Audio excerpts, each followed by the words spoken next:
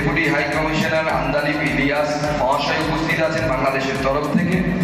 আমাদের মাননীয় হর্ষবর্ধন সিংহা, যিনি G20 প্রেসিডেন্সি করেছেন, ওনাকেও আমি স্বাগত জানাই।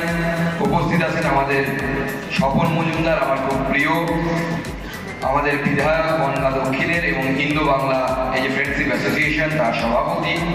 উপস্থিত আমাদের বিধায়িকা শ্রীমতী অগ্নিমিত্রা পাল, যিনি ব্যক্তিগত জীবনে একজন বিখ্যাত ফ্যাশন ডিজাইনার, তাকে তার পরিচিতি সেই জগতে বিরাট।